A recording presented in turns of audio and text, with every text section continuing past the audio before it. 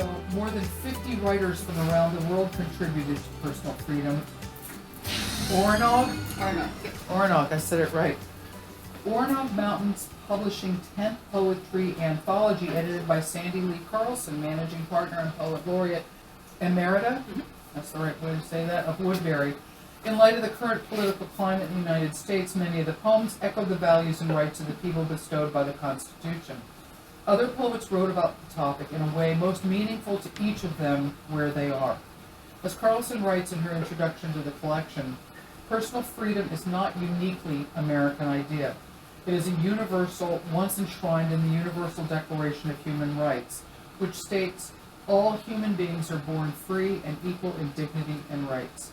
They are endowed with reason and conscience and should act towards one another in the spirit of brotherhood. Among the international contributors, there is one poet each from Canada, Georgia, Italy, Nigeria, Turkey, and 2 from the Virgin Islands, 3 from India, and 4 from the United Kingdom. Among the participants from the United States, there's a single poet from Arkansas, California, Hawaii, New Jersey, and Vermont, 2 from Texas, 3 from New York, 5 from Massachusetts, and 29 from Connecticut. So we're going to start with Sandy Lee Carlson. In her words, I am a teacher and writer in northwestern Connecticut. All my life I've marveled at the power, magic, of language to connect people to each other, to deepen relationships, and to open thinking. Well-chosen words in the right place for a right purpose become eternal touchstones of the experience of living. Words are precious jewels, and they are sacred to be respected, treasured, and used with extreme care. I was born and raised in Connecticut, where my family has deep roots. For several years in the late 80s and early 90s, I lived in Ireland. These were years rich in experience and adventure, and they continue to inform the way I look at life. I spend as much time as I can on the back porch, the front porch, in the garden, or in the woods. These are vital places, and I am fortunate to have them in good company of my family, friends, and neighbors. She was the Woodbury Poet Laureate, and she is the Woodbury Poet Laureate emerita, and she was Poet Laureate from 2021 to 2024. Sandy, it's your turn.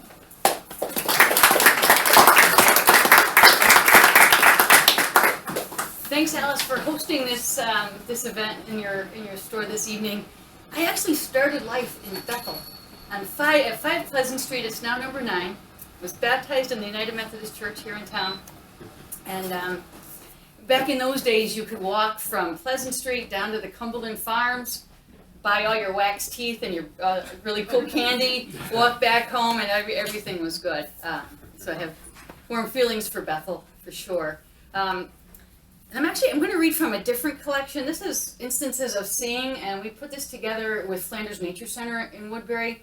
Every fall they do an art show in October, and anybody can contribute their art. And then our poetry group invites anybody who wants to write poetry about the art, what's called ekphrastic poetry, to come and try their hand on it and submit the work. And then I work with Michael Audette of Flanders to get the images of the art and the poems together. And first time we did it, we had 25 poems maybe.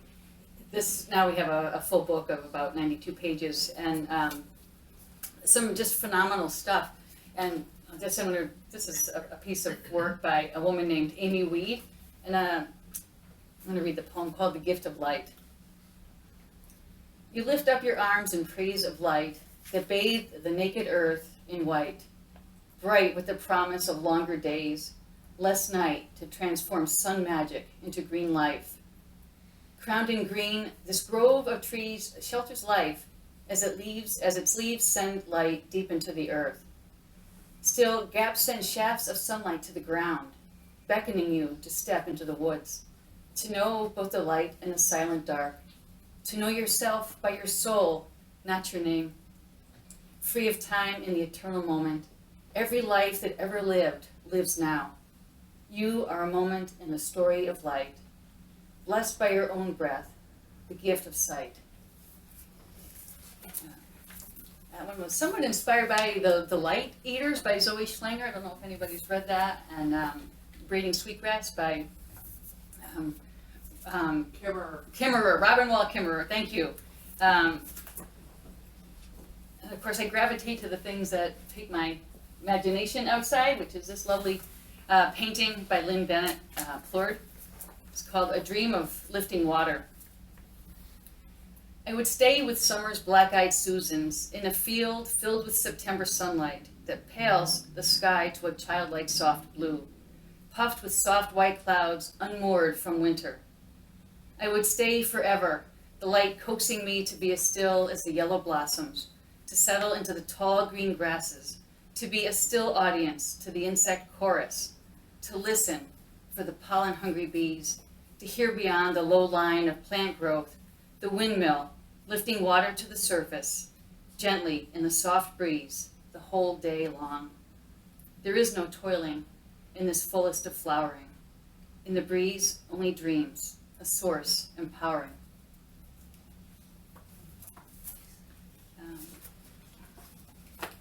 It's a photographer that lives in Bethlehem, and he photographed a gourd, and it just made me think of what's becoming of my skin as I get older. I really gravitated to this one. But this is Golden Harvest by Mark Russell is the name of the photograph, and I call this poem Legacy.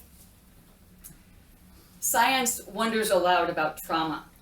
Can we pass on suffering through our genes as much as through our storytelling? Where does memory reside in our bodies? Poets have had the answer forever, invoking the muse to speak through their souls. The story lives as the spirit breathes it.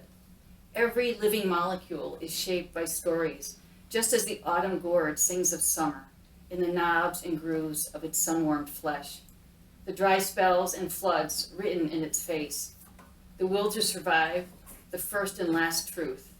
At the end of our season, if we're able, we'll bring our story to the harvest table. And I'll finish with this one. This is called Outcrop, and it's an image from Putnam Park, acrylic and oil by an artist named Mickey Cunningham. And then my daughter, my nephews were little. We used to love to go to the reenactments at Putnam Park and all that cool stuff. It's called The Old Story. Just how much heat and pressure did it take? How many millions of Earth years ago before the glaciers brought the cold quiet that bowed time's relentless head in silence? So that day one is today, this outcrop that traces itself to the Earth's hot core, though here, even in the sun, it is cold to the touch and unrelentingly hard. Though moss in its softness eats it alive, weathering the hard truth, claiming its home beside you, young trees no older than I, cast shadows and find their way around you. The old story of life finding its way. In the forest dark, trees and rocks play. Thank you. Thank you very much.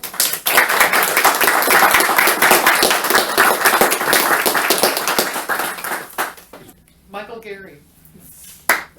Michael Garry is Danbury, Connecticut-based environmental writer and poet, the leader of the Bethel chapter of the Connecticut Poetry Society. He is the author of the children's book Trees Are Kind and the baseball book Game of My Life, New York Mets, which is how we met. Right. You're welcome to fill in any more of that bio that you like. Okay, thank you. All right. Thank you. All right. Okay. So, thanks Alice and Byrd's Books, of course, for hosting this. Thanks Sandy for those great poems, and also thanks Sandy and Ed for including my poem in Personal Freedom, such an important topic for this time. It's an incredible honor for me, especially I'm a relatively new poet, having started writing poems seriously probably about 7 years ago when I joined the Bethel chapter of the Connecticut Poetry Society, which I'm now the leader. So I kind of owe my progress as a poet to the folks in the group. Liz Massey, who was the previous leader of the group, Courtney Davis, who's here, has been a great help. Rick Magee has been a great help lately, and many others. So I really appreciate all of their help to me as a aspiring poet. I also, if anybody here, I'd like to invite anyone interested in writing poetry to come to our meetings, which are held right across the street at the Bethel Library, the second Saturday of the month at 10 a.m., from 10 a.m. to noon. We read and critique poems, but in a very supportive way, so, and people of all levels are welcome. Okay, so the poem of mine that is in the Personal Freedom collection is a way of paying homage to the White Rose, one of the most inspiring resistance groups in history. And what the White Rose was actually a group of young German university students led by two siblings, Sophie and Hans Scholl, who distributed anti-Nazi pamphlets throughout Munich in 1942 and 1943. Something that was extremely dangerous to do, and yet they felt compelled to do it. So it's a great inspiration to us today. And so I wrote this poem about the White Rose, dedicated to Sophie and Hans. They dared to rise up in the starless night with messages of hope and passive resistance. Who would not be moved by a beautiful flower? Yet, one by one, its petals were plucked. Sophie, you said you had no regrets as you faced the guillotine. Even now, especially now, lingers the scent of a white rose. So that's that one. The next one is was also published on the Orenaug website. Thank you very much for that. It's called Sisyphus Revisited. It talks about the Greek myth about Sisyphus, who had to push a rock up the side of a mountain, and then it fell back down, and he had to keep doing it over and over and over again. So it's kind of in a bad state there. But I read about how Camus looked at that myth and decided that Sisyphus may not have been that miserable, actually. So that kind of inspired this. Sisyphus Revisited. One must imagine Sisyphus happy, said Camus, defying the conventional notion that Sisyphus was tormented, frustrated, repeatedly pushing a boulder to the mountaintop, only to see it roll back again. Like his Hebrew counterpart, Job, Sisyphus may have viewed his calamity differently, because Sisyphus was learning.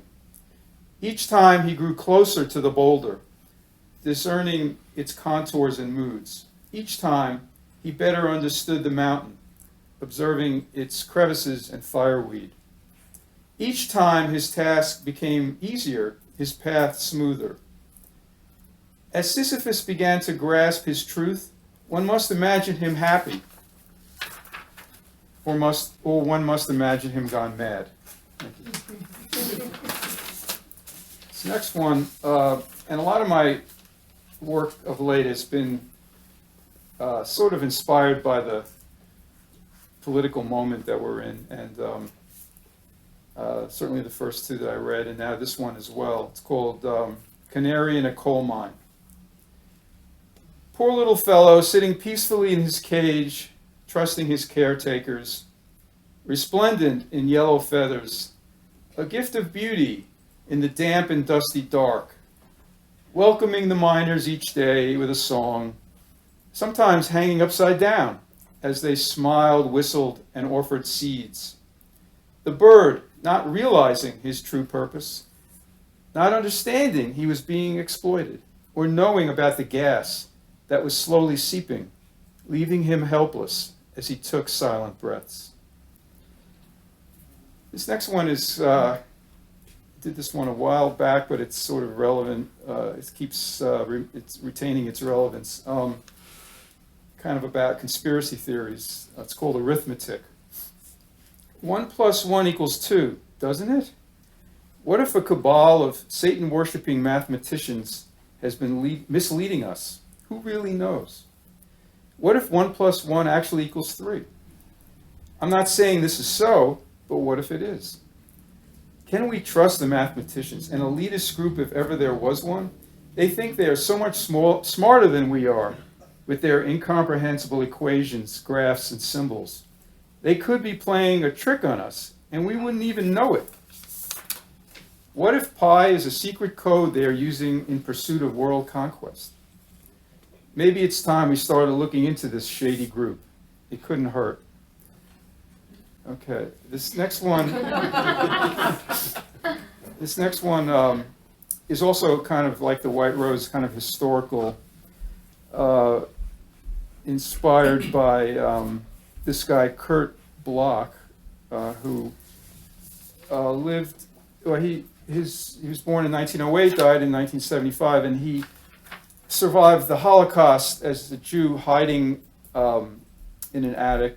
And while hiding, he assembled 95 issues of a magazine, satirical magazine called the Underwater Cabaret. So this is called the Underwater Cabaret, dedicated to Kurt Bloch. It's 1943. I'm living in an attic crawl space in Enschede, Holland. A Jew hiding from the Nazis. Anne Frank is hiding in Amsterdam, writing in her diary. I share the attic with Bruno and his girlfriend, Ola. I am smitten with Ola. My mother, father, and sisters are probably dead, but I have figured out a way to keep on living. Every week I use pen, paper, scissors, glue, and newspapers to create a magazine that I circulate to my friends and caretakers. Today I am designing a cover montage of a gorilla wearing a swastika armband, and I am writing a poem comparing humanity unfavorably to hyenas and jackals. Ola is going to like this. So this is, he actually did create magazines with one of them had a gorilla, and so that's kind of where that came from. So this next one, how much time do I have? You have time. Okay. This next one I actually read yesterday up the block at the P.T. Barnum Square. There was a rally organized by the Bethel group, Bethel Blues. It's a pro-democracy group. Sisters and Brothers, Yeah, Sisters and Brothers, right. And so one of the folks there, Denise, heard I dabble in poetry, asked me if I had a pro-democracy poem, and sure enough, I did. I was just working on one, and so I agreed to read it, and they seemed to like it. And anyway, it's called American Heartbreak. Has to do with the Statue of Liberty. It's dedicated to Emma Lazarus, who, of course, wrote the original Statue of Liberty poem. Born of our kinship with France and our common love of freedom, a gift of boundless admiration and respect. Descendant of Libertas, who carries the date of our independence, steps on a broken chain and shackle, and holds up an ever-burning torch that enlightens the world. Mother of exiles, who eschews brazen giants and storied pomp in favor of the frightened, the weary, the dispossessed, like my grandparents, who came as teenagers on a boat from Poland in 1920 to feel the warmth of your lamp. Copper-clad woman of steady gaze, whose spiked crown pierces the sky, who inspired the students at Tiananmen Square and stood tall as the Twin Towers burned, symbol of the unfinished work of which Lincoln spoke at Gettysburg, to ensure that a land led by the people shall not perish from the earth. Lady Liberty, we turn to you. Our hearts are breaking. And so I have another one that's sort of related to the Bethel Blues group that I think I'm going to read next week at their rally. It's called Message to Ukraine. It's a little rhyming poem. Ukraine, Ukraine, we can't possibly know your pain, but your fight is our fight. Your plight is our plight. Ukraine, Ukraine, the invasion of your country is insane. You did nothing to deserve it. Of course you will fight to preserve it. Ukraine, Ukraine, we can hardly explain how much that we admire your courage and your fire. Ukraine, Ukraine, We share your complete disdain for bullies and for tyrants. We will never be compliant. Ukraine, Ukraine, the world must not refrain from defending your democracy in the face of cruel autocracy. Ukraine, Ukraine, may you always retain your freedom and your rights as your darkness turns to light. Thank you.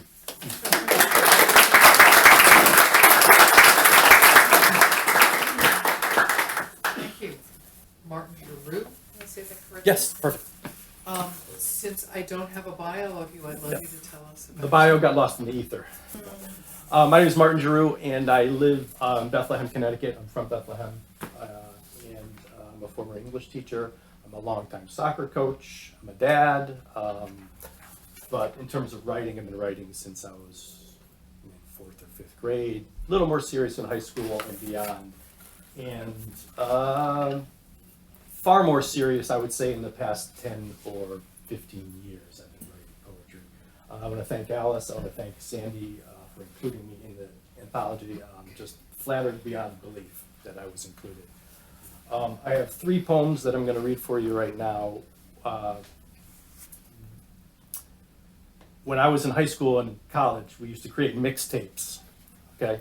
And you would take all the music you liked and you'd send it to your friend, whether they liked it or not, and you would write with a Sharpie in bold print the title.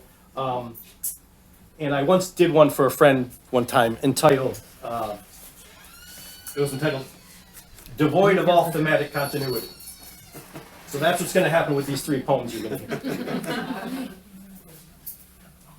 The first one is from the anthology on personal freedom, and I wrote it the day after the election, and I sent it to Sandy, and she was kind enough to include it. It's called Apolitic. I care not for men of purpose, masters of consequence. Over and over I covered my ears as Nero got fingers caught in banjo strings. It burned with the softest glow. No, I subscribe to the Dreamer's periodical, Stargazing 101. For I know, like all who look to the sky,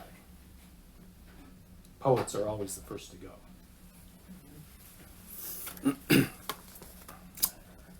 The second one is a personal poem about my dad. And my dad was a French and Spanish teacher in Region 15 for a long time. He was a wannabe farmer. But he fought for social justice throughout his entire life.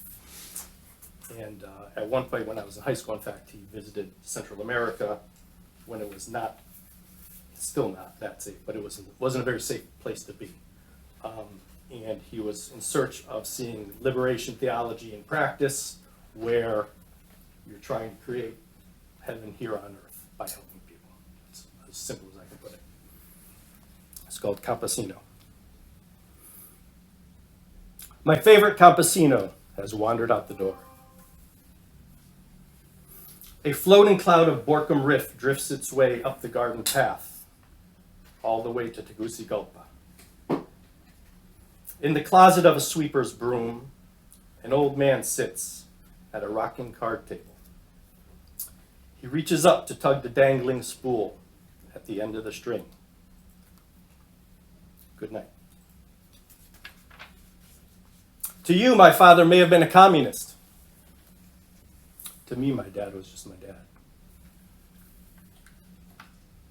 The goats have escaped down the road again. Fence needs fixing. Has anyone seen the wire snips? Pliers? Needle nose? Like everything else and everyone else, the goats will return when they're ready. Good night, Pedro. Good night, Pablo. Good night, Pascal. Good night, Senor. To you, my father may have been a... Never mind that. Who will fix the fences now?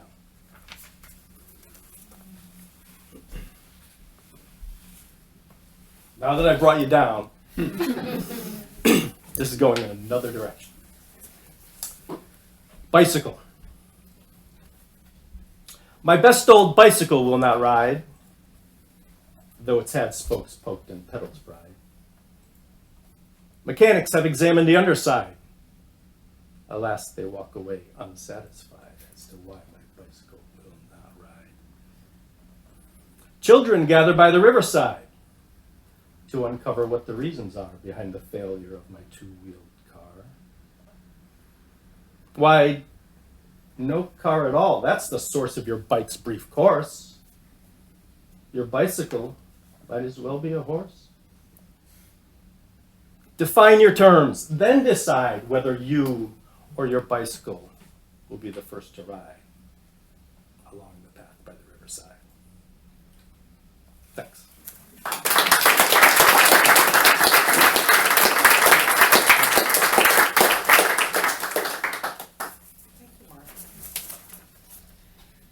Magee grew up in California. He started writing poetry when he was 9.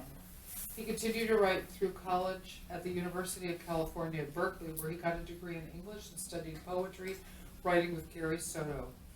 Later, while getting an MA in English at Cal Poly, he worked with poet Kevin Clark. He moved to New York to complete his studies in English, and his poetry writing had to take a backseat to academic writing. After completing his PhD, he began teaching at Sacred Heart University in Fairfield, Connecticut. He teaches courses in literature, poetry writing, and food writing. He has returned to writing poetry, and his work can be found in the Madrigal, the American Journal of Poetry, Rough Diamond Poetry, and New Note Poetry. He is the current poet laureate of Bethel. He lives here with his wife, Rebecca, who is also an English professor, his son, Cormac, who wants to be an author when he grows up. Is he still? I don't know. They grow. Yeah, he's 12 now, so Yeah. He may come back to it. He might, yes. Thank you. Thank you, Alice, for hosting this. I've read here a lot. This is one of my favorite places to read, too. And thank you, Sandy, for including me here. And I showed somebody the book. I don't have my copy. I showed it to people at school, and they just love how beautiful your books are. And I think I have another one of the Orenaug Press books as well. I'm showing it off. Oh, this is amazing stuff. So thank you so much. I'm going to read a couple of short poems. I'm going to start with the poem that's in the anthology. And to preface that, I'll just say I have been riding a bike for as long as I could, 50 some odd years now. And for a while it was for fun, and then it was because we couldn't afford a car, and then I raced, and now it's, I think, what keeps me sane. So my poem for the anthology is called Freewheel, and that's the part on the bike back at the back on the wheel. And it also sounds like it should be symbolic, but it's not. Wheeling my bicycle from my garage can feel like an act of political defiance, as radical a manifesto as dreamt by any Molotov-tossing anarchist. In my cycling kit, superhero tight and superhero bright, I fly past catcalls and jeers, hurled insults, coal-rolling trucks angrily unmanning me. But, should I let the train go by? Yeah. But in those moments when my bike disappears, my breaths and heartbeats invisible, the road unthreading beneath my tires, legs moving heedlessly as the sea, the unfettered flow is poetry writ on pavement, and I am nothing, and I am everything, and I am free. All right. I'm going to switch into professor mode for a second here. I'm working on my second book of poetry, and it's going to be a collection of sonnets. One of the things, it's a modern sonnet that I'm writing here, so it's not the rhyming ABAB that you're used to. It's not Shakespearean or Petrarchan or Spenserian or any of the others. But one of the things that I have learned in teaching a class on poetry and in writing, teaching a class on sonnets, that is, and writing sonnets myself, is that boxed-in form. A lot of writers use that box as a metaphor for some kind of restraint, something that's holding them in. So the 14 lines and the rhyme scheme and all of that is somebody like Terrence Hayes will compare it to a prison. By the way, Terrence Hayes, get his book, Sonnets to My Past and Future Assassin. It's an amazing book. So this is mine. It's called Sonnet 1, because you don't name sonnets, you just number them. Yes, I don't know. I live in the blue house my dad built me, like the blue house his dad built him, using the same plans as the big houses over on the right side of the tracks. Their steps are steep and the garage huge, but my paint peels in leprous strips and the stairway sometimes goes nowhere. The HOA yelled at me for planting flowers beside the walkway. Then there are the children spooked by dark eaves, rushed by grimacing moms gripping small wrists. The singing girls go mute in the shadow of the looming and leering facade, so I wonder what neighborhood would have me, or do I need to set it ablaze to leave? All right, let's keep with the color theme. This is called Danger Blue. A friend told me the sky in autumn and early spring, the perfectly cloudless days resting quietly between rain and snow, like the tiny motionless moment between heartbeats, is called Danger Blue. The blue is so blue no other blue compares. A leaf blown off a skeletal branch hangs so sharp it cuts the sky, and Redtail calls arrow through dry air.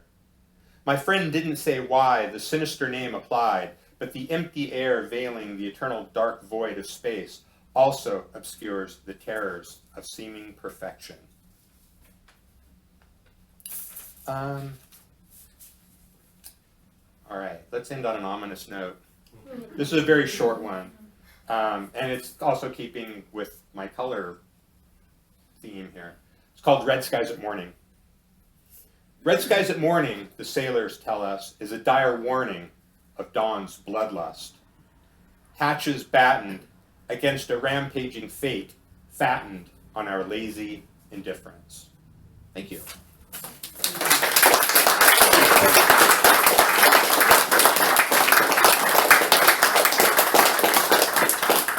Now we get to do a round robin. Sandy. Okay. Everybody just one poem. Where time began. I stand still. The great blue heron stands still. Held in place by the taut line of our gaze, the great blue wills the cattails and grasses to render him unfindable at dusk, as his feathers, the color of rain clouds exhausted by a day, but satiating a thirsting earth, emerging from dark dreams, amid stars and drifting, as on the first day, while the blue heron's footfall gives shape to this world, with soft clay and patience, watered with the light that returns the sky's gaze. Shelter him from the grief of discovery. I take a step as the placid heron stands, here where time began and where it ends.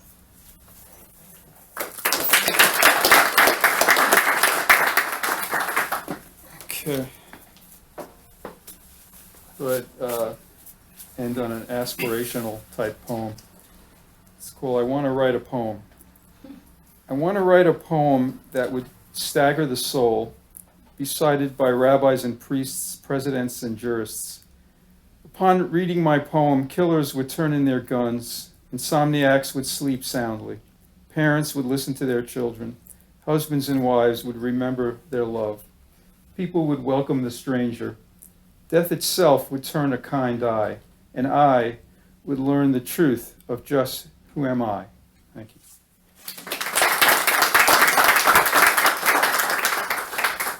If you'll if you'll forgive me, I'm going to break one of my own rules and read a poem off my phone. This is called Love in the Woods, and I wrote it 2 or 3 weeks ago. Never before had such a howling fallen on the landscape. Willow, birch, and pine creaked, cracked, fell to their knees, and ice pelting became a vogue weather event. She patched me up with elderberry and yarrow, so soon I healed. We split wood in the afternoons, when slivers of light's diurnal increase pried finger by finger the last winter grip and gasp.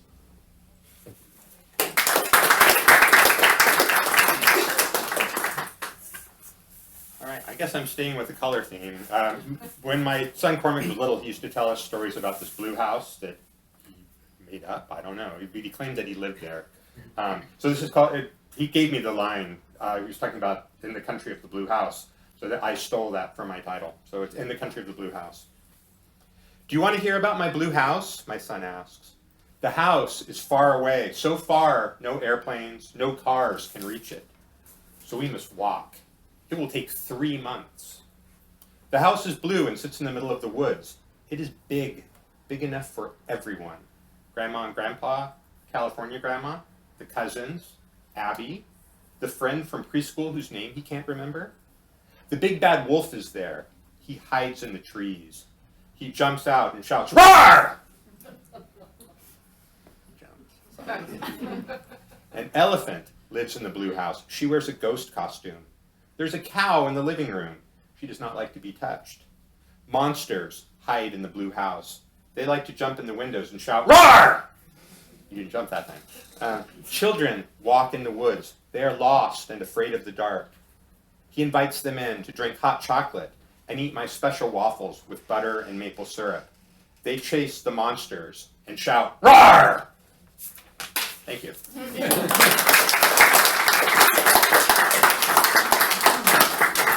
I don't want to go without saying how wonderful your poetry is, so thank you all for sharing it with us.